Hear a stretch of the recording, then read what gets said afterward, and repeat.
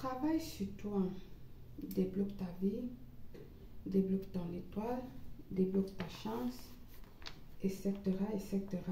Aujourd'hui, alors, nous allons parler des blocages. Les blocages sont multiples et différents. Leur traitement dépend également de leur nature, ainsi que certains sont facilement abordables que les autres. Les blocages dus au djinn, au fétiche ou autres mauvais esprits. Ça peut être des djinns qui ont délibérément choisi de vous suivre et de vous nuire dans tout ce que vous entreprenez de bon. Je vous ai toujours dit que les esprits de djinns sont des esprits vraiment très jaloux qui ne vous laisseront jamais rien faire. Pas de travail, pas d'amour dans votre vie, rien, parce qu'ils sont possessifs. Ça peut être également des djinns envoyés par un ennemi pour détruire votre vie.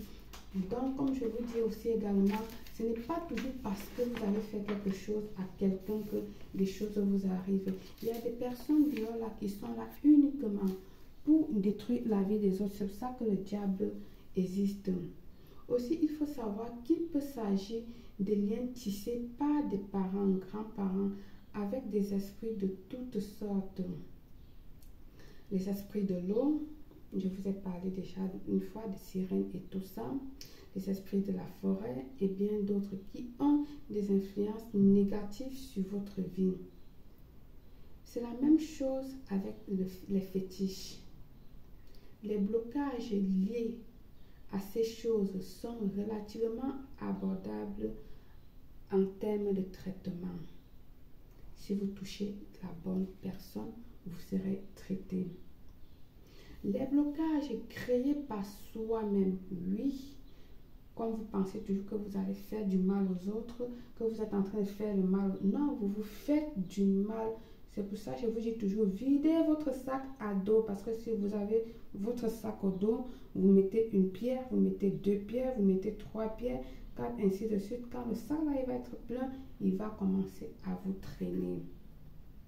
Il peut s'agir des conséquences des mauvaises pratiques, des rituels ou de pratiques de fausses rituels ou des rituels mal expliqués que vous avez fait. Il peut également s'agir de nos comportements vis-à-vis de nous-mêmes, hygiène spirituelle et autres. N'allez pas n'importe où. Ne faites pas n'importe quoi. Ne fréquentez pas n'importe qui, etc., etc. Ce type de blocage aussi peut être facilement traité.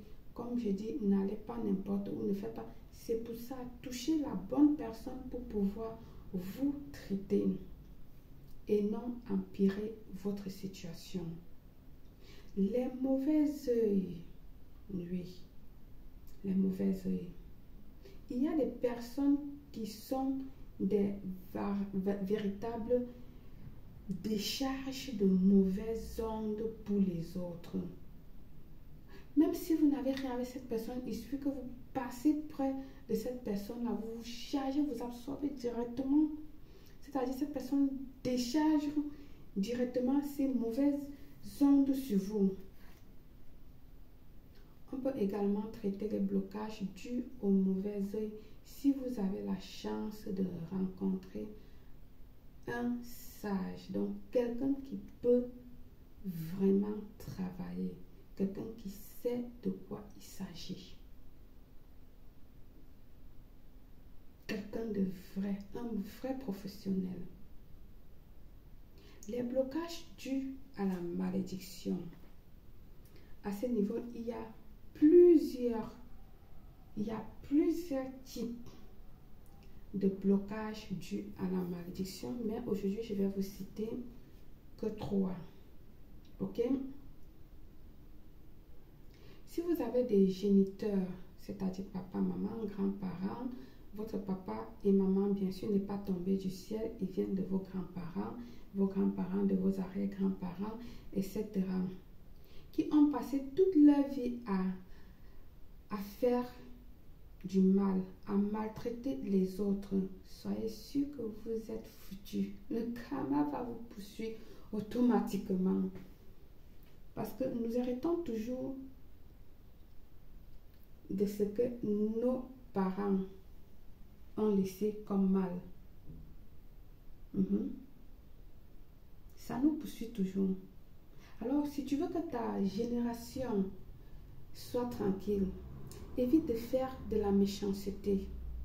Parce que quand tu vas partir, ceux qui restent, ceux qui viendront, vont subir cela. Parce qu'il faut que tu paies, et c'est ta génération, c'est vous les parents, qui faites souvent que vos enfants, par vos actes de méchanceté, souffrent dans la vie. Parce qu'ils sont en train de porter la méchanceté que vous avez fait. Ils sont en train de porter le karma que vous avez laissé.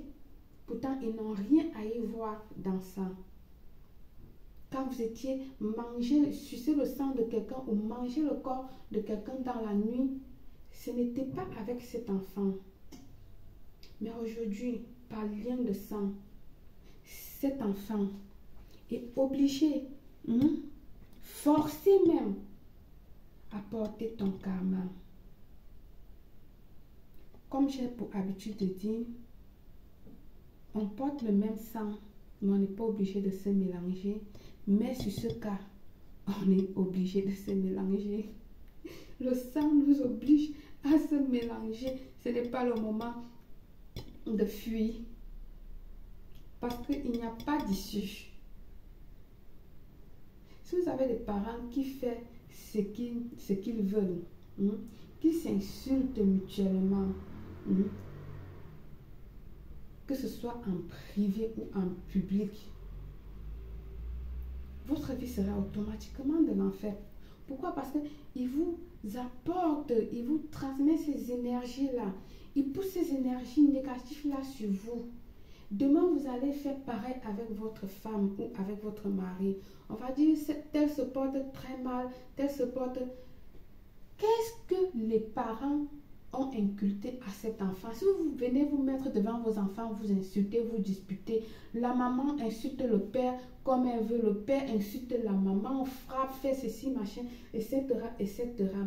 L'enfant vit ça. Vous prenez de l'alcool, vous fumez, vous prenez des choses pas correctes, vous faites des choses vraiment très mal face aux enfants.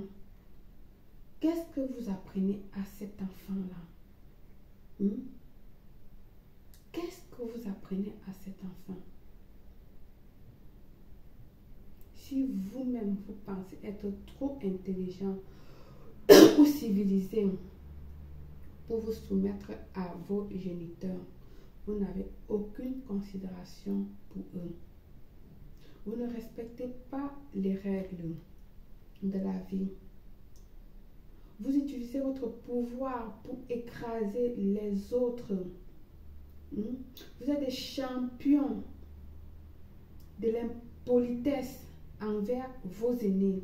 Oui, il y a les enfants qui n'obéissent pas. Parlons pas seulement que les parents ont fait ci, ont fait ça, ont machin. Nous aussi, nous-mêmes les enfants, nous cherchons aussi.